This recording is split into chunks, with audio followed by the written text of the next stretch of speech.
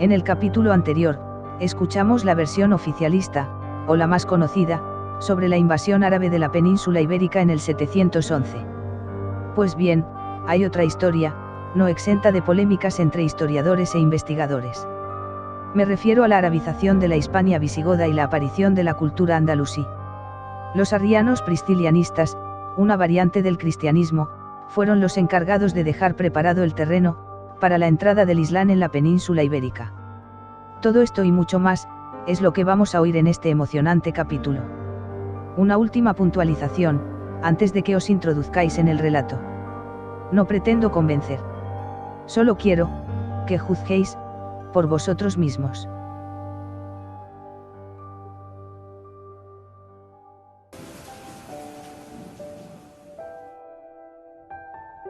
Si en el año 714 España se había convertido al Islam, si no toda, al menos una gran mayoría, ¿cómo es que en el año 846 los obispos andaluces no conocían nada de este gran acontecimiento? Esta pregunta, a priori fácil de contestar, ha sido motivo de numerosas controversias entre historiadores e investigadores. Vamos a analizar por qué. Pero para ello nos tenemos que remontar a los inicios del cristianismo. Veamos. El Imperio Romano había optado, durante el gobierno de Constantino, por una de las múltiples versiones del cristianismo, la católica, a la que pertenecía el obispo Osio, tutor del hijo del emperador y por lo tanto con una gran influencia de cara a la familia imperial. En esa época, todas las versiones diversas del cristianismo, enzarzadas entre sí, competían por la supremacía de su particular versión del mensaje del profeta Jesús. A principios del siglo III, Hipólito, obispo de Roma, cita 32 creencias cristianas diferentes en franca competencia por la ortodoxia. A finales del siglo IV, Filastro, obispo de Brescia, hace un recuento de 128 variantes creadas sobre un mismo Jesús. Esto nos da una idea de la debacle ideológica que padece, ya en este momento, el inicial mensaje de Jesús sobre la simplificación y pureza del judaísmo, a la sazón irreconocible.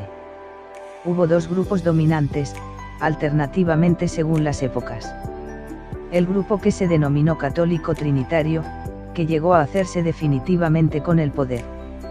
Y el otro grupo fue el del ideal arriano, fundado por Arrio, de creencia unitaria, del que posteriormente nacería el priscilianismo.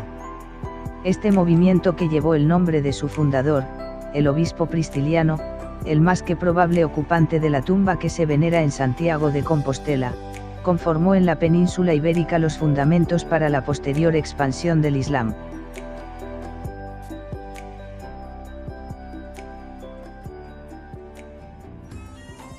El grupo católico, como todo el mundo sabe, mantiene la creencia de un Dios, uno y trino, como misterio de fe, mientras que los arrianos, hoy extinguidos por la persecución o integrados en su momento en el Islam desde el movimiento priscilianista, mantenían la creencia en la unicidad del principio creador.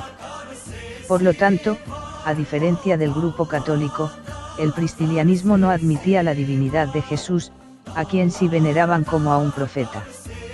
Fueron estos cristianos arriano-priscilianistas, los que, al igual que en la península ibérica, facilitaron la expansión del Islam por todo el norte de África, al reconocer en Mahoma, al esperado último profeta. El priscilianismo estaba basado en los ideales de austeridad y pobreza. Sus enseñanzas fueron condenadas como herejía en el Concilio de Braga, en el año 563. Anteriormente fue discutido en el primer Concilio de Toledo, en el año 400. Además de instar a la Iglesia a abandonar la opulencia y las riquezas para volver a unirse con los pobres, el priscilianismo, como hecho destacado en el terreno social, condenaba la institución de la esclavitud y concedía una gran libertad e importancia a la mujer, abriendo las puertas de los templos a las féminas como participantes activas.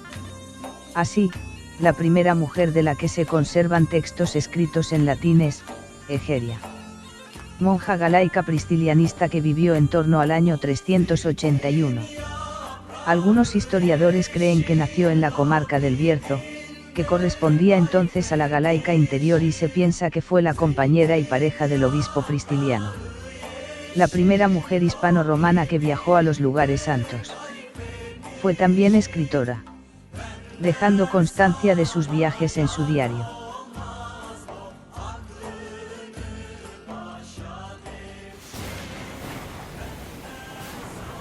El pristilianismo recomendó la abstinencia de alcohol y el celibato, como un capítulo más del ascetismo, pero no prohibió el matrimonio de monjes ni clérigos, utilizó el baile como parte de la liturgia y se negó a condenar algunos apócrifos y pseudoepigráficos prohibidos como el libro de Enoc, que interpretaban en forma alegórica. Los detractores de Pristiliano y sus ideas lo han acusado de múltiples pecados e impiedades, como que negaba el dogma de la Trinidad y defendía una concepción unitaria. Dicen que afirmaba que los ángeles y las almas humanas eran, en esencia, de la misma sustancia que Dios. Afirman además, que negaba la encarnación del Verbo, atribuyendo a Jesús un cuerpo solo aparente. Marcelino Menéndez y Pelayo en Historia de los heterodoxos españoles afirma, no cabe dudar que los pristilianistas eran antitrinitarios y, según advierte San León, y con él los padres bracarenses abelianos no admitían distinción de personas, sino de atributos o modos de manifestarse en la esencia divina, tanquam eidem Deus nunc peitar, nunc filius, nunc spiritus sanctus nominetur. Una puntualización. En el siglo XII, el catarismo que se instaló en el sur de Francia, zona conocida como el Mediodía y perteneciente entonces a la Corona de Aragón, fue una doctrina idéntica a la de Pristiliano, de la época de los visigodos en Hispania, que por cierto, fueron aniquilados al igual que los arrianos por la Iglesia Católica. Guerras seculares internas.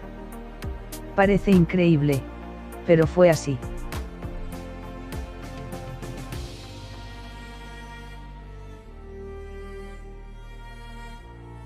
La cultura universal tiene hondas raíces en la biografía de los más preclaros maestros de Al-Ándalus. Fue aquí, en nuestra tierra, donde la antigua tradición del conocimiento en todas sus facetas, alcanzó cotas de inestimable valor espiritual, social y científico.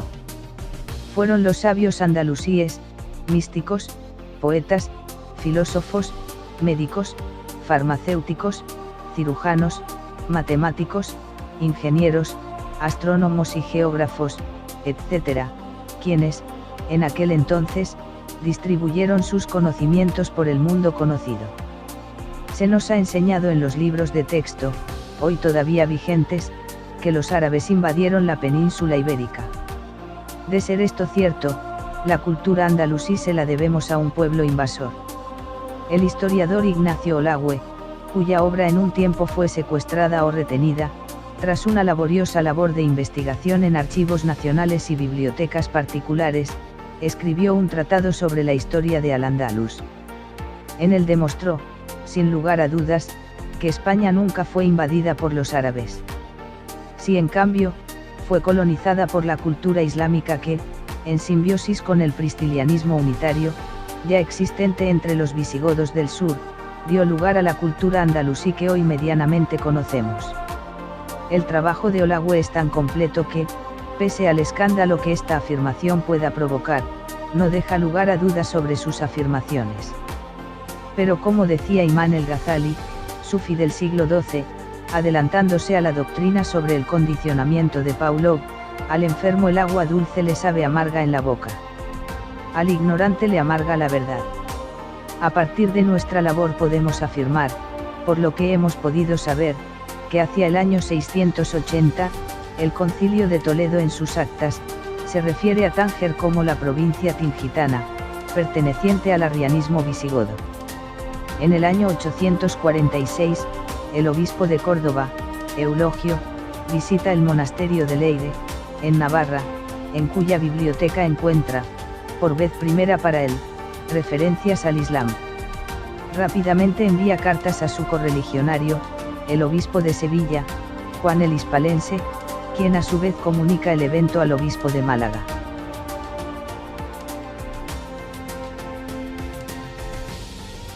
La historia oficial nos sitúa una hipotética invasión árabe en el año 711, a partir de la batalla de Guadalete, pero las primeras crónicas que sobre este evento nos llegan, pertenecen todas al siglo XI. Según la historia oficial, unos 3.000 árabes invadieron España en el 711, y en el 714 la habían conquistado y convertido mayoritariamente al Islam. Es decir, que un pequeño ejército consiguió en 3 años lo que no pudieron lograr las legiones del Imperio Romano en 250 años. Francamente asombroso. Pero si en el 714 España se había convertido al Islam, si no toda, al menos una gran mayoría, ¿cómo es que en el año 846 los obispos andaluces no conocían nada de este acontecimiento? Ciertamente, la batalla de Guadalete se dio, pero no entre moros y cristianos, sino entre arrianos y católicos. Las tropas arrianas unitarias comandadas por Tarik, o Tarico, hijo de Tar, el sufijo ico indicaba hijo de, al igual que Alarico, etc., y las tropas católicas trinitarias. Arsila, príncipe heredero del rey Bitiza, teme por sus derechos de sucesión al trono y para defenderlo llama en su auxilio a sus correligionarios, cristianos arrianos de la provincia tingitana. Esto es así hasta el punto de que Don Opas, entonces obispo arriano de Sevilla, se pone al mando de las tropas, lógicamente cristianas arrianas, venidas de la provincia africana. Fueron los andalusíes, en el siglo X y durante el reinado de Idrisi, quienes parece ser que colonizaron territorios del hoy Marruecos para el Islam. Esto se debió a una importante emigración andalusí hacia el sur.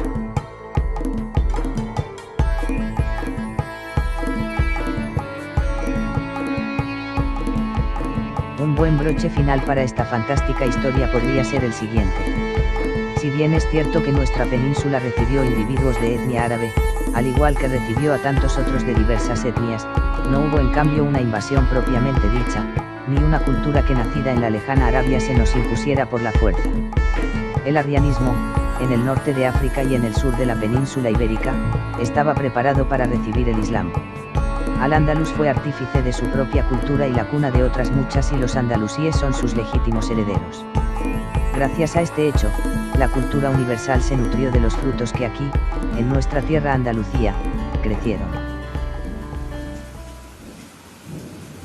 A modo de conclusión de este fantástico episodio, puedo decir que, si destruimos el mito, sale la verdad a la luz del día para hacernos comprender, curiosamente, que los españoles fuimos los primeros protestantes europeos contra el dogmatismo católico romano.